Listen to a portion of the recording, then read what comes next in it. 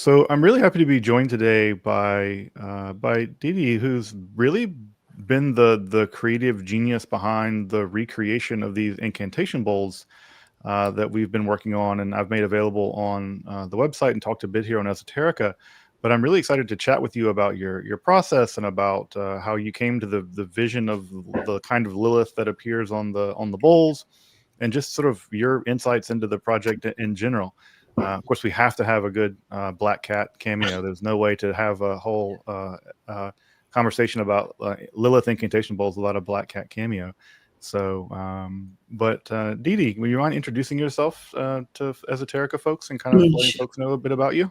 Yeah, thank you. And it's a pleasure to be here. I'm Dee Dee Mangum. I'm a lifelong ceramicist. I've been clay's my medium. This is Mia. She's quality control as far as the process goes. So I've been a ceramic artist all my life. I started off really young, and I've been working in the endeavor of creating historic recreations. So when I was an undergraduate at Sam Houston State University, I was hired by the university to do pottery demonstrations. And so the demonstrations that I was doing were historic in nature as far as recreating, life in the 1800s for Sam Houston Memorial Museum in Huntsville. And so they would bring pottery to me to say, can you make this? They bring pieces out of the collection. So I've been doing, historic recreations, and I spent some time in Israel for when I was an undergraduate, and just got kind of steeped in kind of the antiquities, and just was always fascinated by ancient cultures and some of the artifacts that we see, and the understandings that we have of what they may have been used for, and especially as far as in the realm of magic arts, and so talismans, and that sort of thing. Um, Definitely always had a great appeal. And having been a longtime fan of the channel, and when I saw the post, I thought, I just need to throw my name in the hat, because I've been thinking about magic bowls. I've had other people who are, interested in magic bowls come to me and ask me about it. And then so when I saw the post, I'm like, this is too good to pass up. So I thought, well, I'd give it a try. And so my one semester of Hebrew paid off in dividends, as far as helping me figure out, like, how to do the scripts in the bowl, making sense of the lettering. Just I would have been completely lost had I not had that a little bit of background in Hebrew to figure out the Aramaic portions of it. Um, so Lilith's been a part of my life for some time now, and so doing a bowl that with her image in it was kind of cool. So I had been looking at all the different images that you can find online, and at museum libraries, and that have been, at least the ones that have been archived, and so just fascinated by the depictions of what they thought she looked like, or at least her likeness. And so I just picked my favorite parts. I guess I just did a conglomeration of all the different aspects of what I liked about each of the different images, to kind of bring them into the image that is on the bowls that you see. I found a bunch of new images just recently, and so I might start incorporating those, or do a line of completely different Liliths. Some of the ones in this next batch are a little bit different. Just everyone's unique, and so I started trying a few different things as far as the image goes, but most of them are all pretty close to the same. I like the wild hair, the bare breasts. For modesty's sake, I don't show anything below the skirt, but like some of them do. Definitely the chicken feet, the bird feet, is a big part of it, and the super long fingers. That's another part that I like. It's amazing how in the bowl literature that she can be depicted so widely and yet be immediately recognizable by those like few distinctive traits of, the hair, the chains, the sexual imagery. It's amazing that, you can see a dozen different depictions of her, and she's always like, that's definitely Lilith. So, and the same with your depiction of her as well. It's like it's distinctively Lilith, and it's just, and to me, it's fascinating that this entity has had so many manifestations over the millennia, and yet remains immediately recognizable. And so, I think that's one of the really cool things that your depiction of her does, is bring so much of that history together in a kind of a synthesized version that I have to say is still, very otherworldly. And even though the depictions of her are often cartoonish on the bowls, they still have an otherworldly and scary, frankly, like feeling to them. They're not like, Hmm. she does feel threatening even as a sort of cartoon in some ways. So I think you Yeah, capture that really, really wonderfully. thank you. Um, so maybe could you walk us through the process of how these bowls are made? Because I'm not a ceramicist and it's not a thing I know a lot about. And so often I'm very interested in sort of the material cultural part of, how do you go from clay to firing to the whole process? So if you could just maybe walk us through the process of how you produce these really wonderful incantation bowls. Great question. I guess it all starts off with the clay body. So I do use I use a stoneware, a buff stoneware clay body. And the reason why I use that, because it has a little bit of like coarse material, which is called grog, that is in the clay, that gives it a little bit more of a rustic feel. It's not like a pure, smooth body clay. I also picked this clay body because it fires naturally this kind of buff color, this pinkish buff color. And I like that. So when it's in its final firing, it has like this light toast effect, which I like. It's not like a stark white, and it's definitely not a brown. And so I will I start with probably about a pound and a quarter ball of clay. I wedge it up to make sure there's not air pockets or impurities in it. Um, I then throw all the bowls in a batch. So I usually will throw 10, 20 bowls in a day, in the middle of all the other things that I'm doing in my clay studio. Sorry, my dog's barking. And so I throw all the bowls, and then I bisque fire them. I bisque fire them in a modern electric kiln, and and so that bisque firing allows them to be ceramic at that point, but still very porous. And so then when I'm doing the scripting, I've formulated an ink. It's mostly an iron oxide based ink with some other um, ingredients in it to help the iron oxide melt and adhere to the surface. And so I do all the scripting, spiraling inward as I'm going, and it was tricky at first to try to figure out, well, how big does my lettering need to be to leave enough room in the center. So I'm always trying to be mindful of leaving enough room for the image. I do have lots of bowls on my shelf with not enough room for an image, so they get like, I have to find something to put in the middle of those.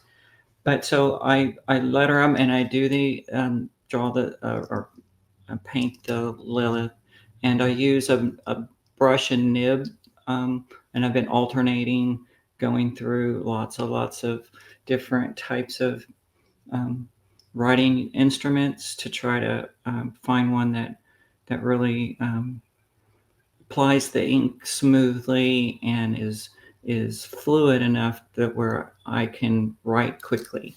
And so it usually takes me probably about 45 minutes to an hour on each bowl. So start to finish, from as far as once the bowl's been fired, the lettering process. So the circles, the all the script and the image take about 45 minutes to an hour. And I usually sit and watch anime or listen to anime while I'm scripting, and I've gotten really good. Like this last batch, no errors. And so when I have been making errors, I have been like continuing on, or either if it's egregious error, I scrape it off. Like I will like um, sand down the bowl because the ink is on the surface and hasn't fused yet. So I'm able to like remove it. I can't wipe it, and so I have to scrape it off and then start over with this bowl. This last batch, there wasn't an error, hardly at all an error that I had to do that. So I'm getting really efficient at doing it. And so once I have them all lettered and scripted and drawn, I will then I then raku fire them. I have a pit. I have a kiln that I built, and that I can bring them up to around 1900 degrees, and that sets the ink in the bowl, and then I'm able to then take them out and apply some surface techniques to give it more of a ancient feel. And so I do use sawdust and leaves and some other things that I set the pots on. I pull them out of the pot, out of the kiln around 19 or 1800 degrees, and then that's when I start working with them. So I'm leathered up, gloved up, and while I'm working with them, and then I just then once I finish the surface designs, then I just let them sit and cool down on their own, and then I clean them up, box them up, get them ready for shipment. So that's So been it's a really involved process. I mean, even the it's at least what, 3 steps. So getting yeah. them formed, getting them lettered, and then getting them fired, and then doing the finish work. How Mhm. long would you say just start to finish the whole process is per bowl? Um, Now that you're good at it, now that you've weeks. been doing a lot of You know, them, I imagine early on it took a lot longer than it does now. oh yeah, I've gotten a lot more. I've gotten quicker at it. But there's definitely a process. Like especially the thing that takes the longest is the drying.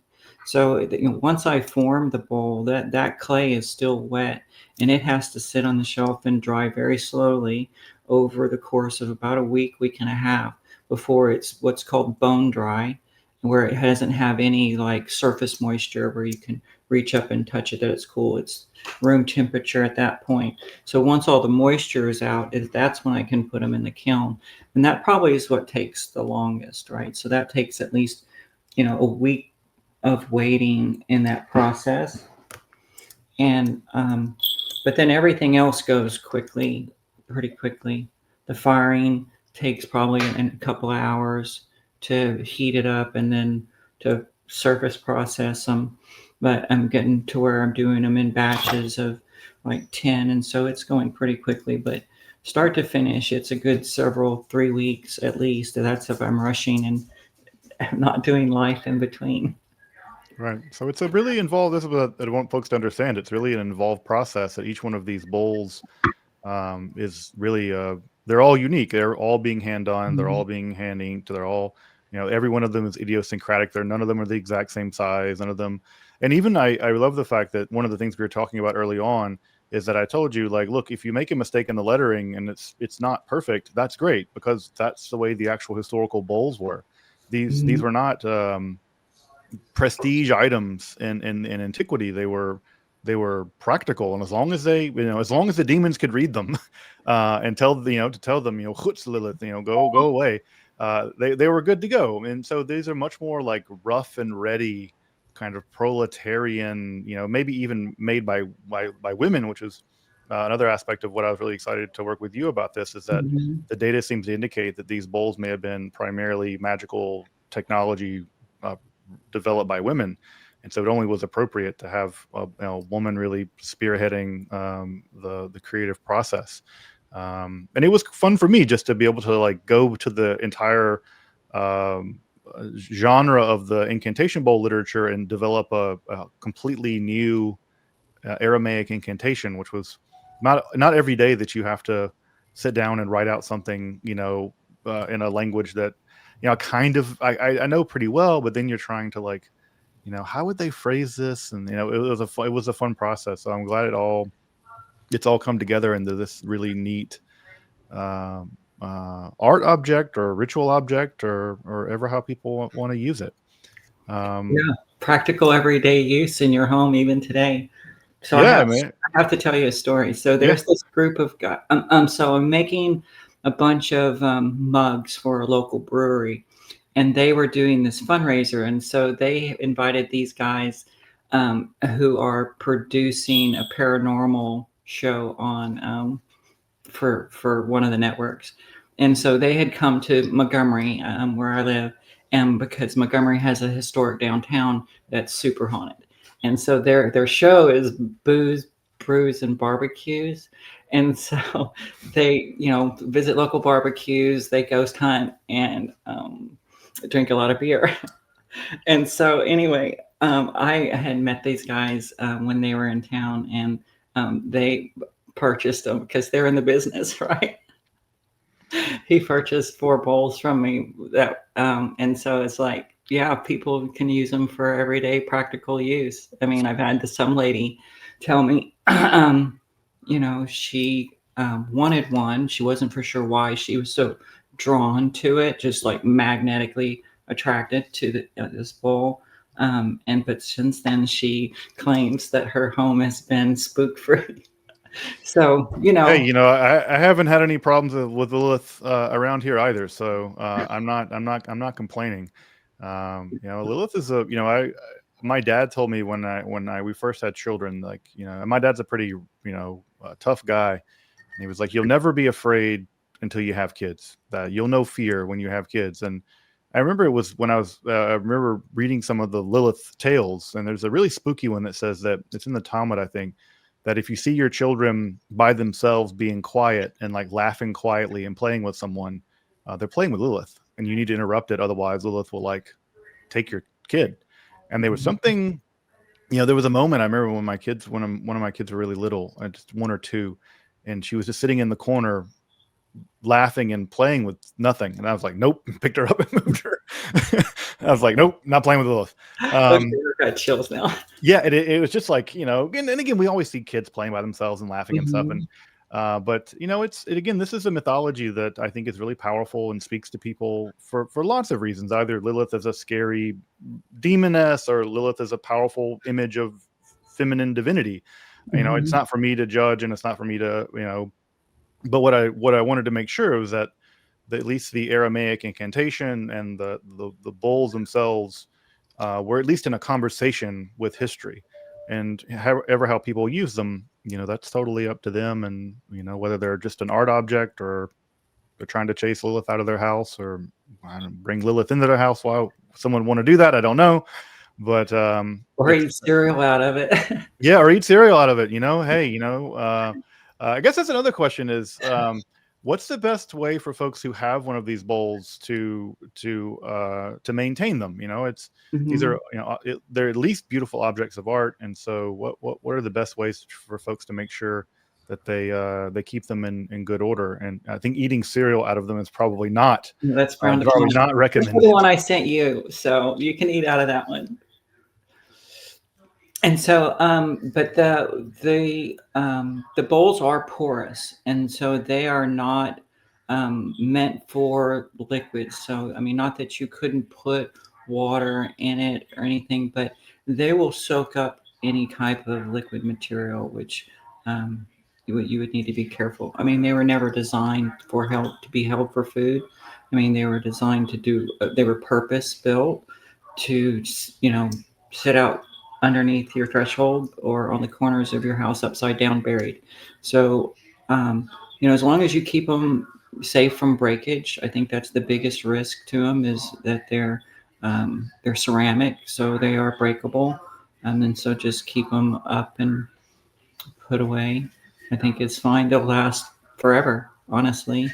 I mean, how old are the ones that they're finding? They're 7,000, 9,000 years old.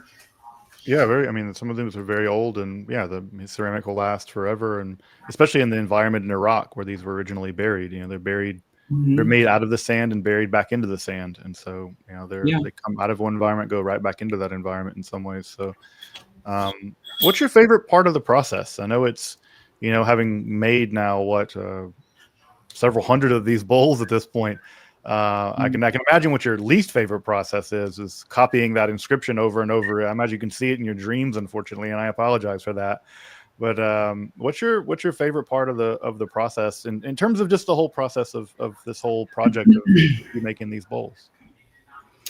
That's a great question. I mean, I'm in love with clay, so anytime my hands are in clay and I'm throwing on the wheel, and I'm definitely very. I feel like when I'm making the bowls, I like the intentionality of what I'm creating. Like I'm creating a purposeful, magical object, and I make it with those intentions, and so so I think there's a part of it that I like I guess the ritual of the process, right? It's the whole thing. I like painting the Lilith.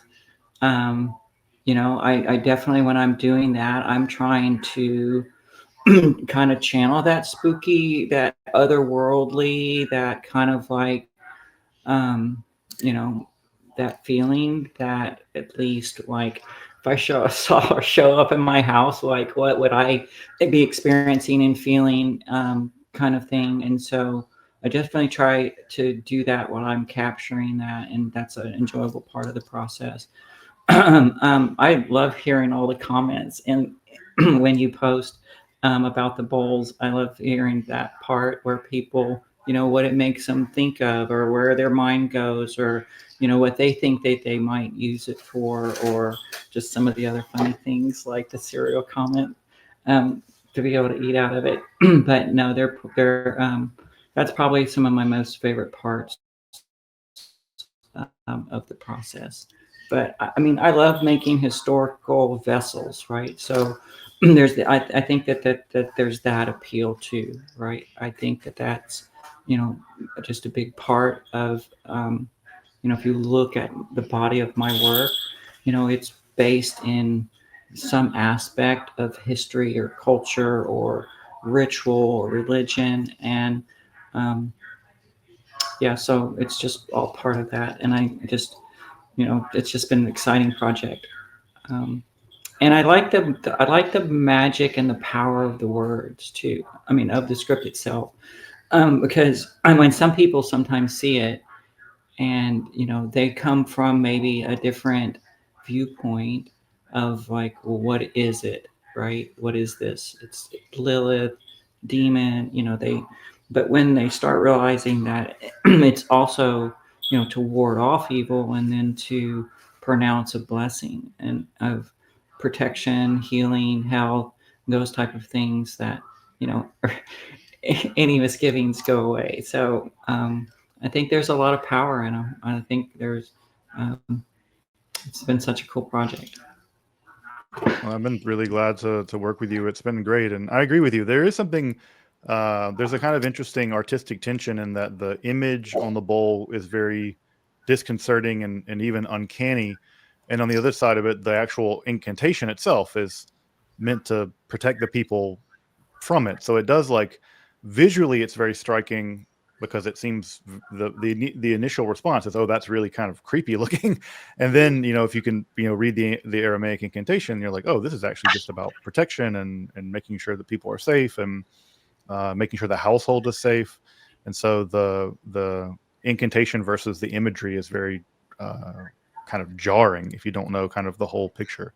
So Mhm. that's kind of why it's neat to do this. It's also the reason why I've made the incantation available for anybody who wants to use it. So you can download it. I'll have a link in the description if you want to download the incantation and make your own bowl, or do it your own way. I'm all about people being able to do things on their own, and it's not for me to gatekeep um, some Aramaic text I wrote. I'd rather make it available for folks. Yeah. Um, Yeah, we should do Aramaic love spells next. we could, yeah. There's all kinds of there's a whole literature of both sort of love spells, deficciones, like cursing people, there's a whole range of like this sort of stuff being made in ceramics that I've been looking at and thinking about, what would be the next project. But I got to, so many projects, so many irons in the fire, they say, that I got to figure out Mm. what the next one would be. Um, but I definitely liked your idea of doing a Queen of the Night relief. And yeah, I've been I've been collecting images and dimensions and that sort of stuff to do a tile. I didn't realize how big it was. it's huge. So yeah, Yeah, and no, so that presents a challenge just by itself to produce a tile that big, that that is structurally sound. And so that's what I'm figuring out now. yeah, the Bernie relief. I think another one that I'd love to see remade is the famous Pazuzu statue that's in the Louvre, where folks have probably seen it. It's the one that you see in The Exorcist. It's a smaller in the Louvre, but it's Pazuzu with his arms out and his wings up, and it's cool because on the back, I think it's in Akkadian or it's in Sumerian. It says, "My name is Pazuzu, and I do this, that, and the other." And so I like the fact that the famous Pazuzu statue, which I think that one's made of maybe in metal, but I like that one as well. These sort of again, these ancient objects where art intersects with ritual and magic intersects with religion, and all these lines get really blurred. It's part of why I really love these objects, because you don't get you get complex interactions, and I think those are always very interesting, and the art is also just very impressive. Well, where can folks find you? I know that we're making another batch of incantation bowls available, so we're going to try to have those more readily available. So if folks want them, they're available now. I will say that they sell out really fast. Almost every time that we've made a batch available, they've gone within 24, 48 hours. So they are available. If you're watching this, they're at least available within a little bit, and so you can check out the link below if you want to pick up one of our incantation bowls. But where can folks find you, your other work? You do more than just make incantation bowls. You have all kinds of wonderful ceramics. So where can folks find you? Great question. So, where can they find? So, I'm on Instagram. I have a personal Instagram that you can put in the links. I have a clay studio in historic Montgomery, Texas, and so I can send you links to that. I do have a website where it's mainly for booking classes and date night and workshops and that sort of thing. Because I do teach like group classes and individual pottery classes. And then my historic work can be purchased at the Sam Houston Memorial Museum. So my stuff that I replicate from the Antebellum South or Edgefield District style pottery, they carry it in the gift shop there at the Memorial Museum in Huntsville. But my websites and my Instagrams is how to reach out to me and see more of my work and that sort of thing. That's See great. And pictures, I'll see put those. pictures of my cats.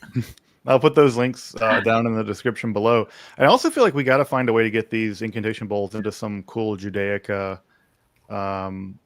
gift shops and stuff like that. Because I really do feel like, if you go to I think one of the art museums in Philadelphia sells a replica incantation bowl, but it's just gibberish. It's not, and some of them in antiquity were gibberish. But I really do feel like a more authentically, historically oriented incantation bowl would be the kind of thing that I would love to see in some more Jewish establishments, just because this is a hugely important part of Jewish magical technology and history. And, folks getting access to one of these remade in a very authentic way. I think folks would love that. So we got to figure out a way to make that happen. But That'd be awesome. yeah, no, That's amazing. I think it'd be cool. And we're going to figure that out. Well, Dee Dee, thank you for taking the time. For one, thank you for taking the time to work with me on this project. I come up with these crazy ideas. I put them out on the internet, and I will say that it was amazing that I put it out there. I probably got 100 replies back of people saying they could do it, and by the time it came down to the, to the showdown, you were it. You were like the only person who could actually do all the technical things, do the language stuff, do all of it.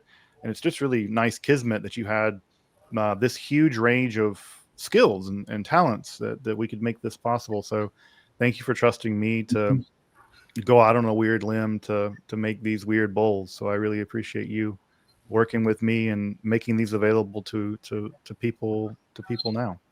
Oh, it's been a great project. I've had so much fun. I'm really appreciative. So, well, folks, if you want to pick up one of these amazing incantation bowls that I'll be showing, I'll be showing them throughout the talk. But if you want to see them, make sure to check out the link below to pick up one. They'll be available when this video is live. But like I said, they do sell out really fast, and we're going to try to keep them in production. But Dee Dee has a whole life, and she's not just making incantation bowls, but we're going to try to make them as available as we can. But if you want one now, I'd recommend picking it up before they sell out. Be a great gift for Halloween time, and hopefully we're hopefully do another batch before the holiday season. So if you miss them this time, we might be able to get them available then. But Dee Dee, any final words or any last thoughts on this whole project? No, other than I'm ready to make some more bowls because I think everybody needs a demon trap in their home. Yeah, like I said, I have a couple of the prototypes, and it's like, yeah, I'm like, yeah, well, it couldn't hurt. I'm not going to. I don't think I'm gonna bury it, but I'm happy to have it sitting beautifully on my shelf, and hopefully that will keep my kids safe from Lilith or any other would-be demonic interloper. So, well, thank you again for this amazing artistic work that you do, and I'm always really grateful for the artists I get to come to meet and to enjoy their art. So I really appreciate the art that you've made, and thank you for contributing your talents to making this really neat technology, this ancient incantation bowl technology available to people again for the first time, maybe at least in a pretty large way for maybe for the first time in centuries. So thank you for doing that work.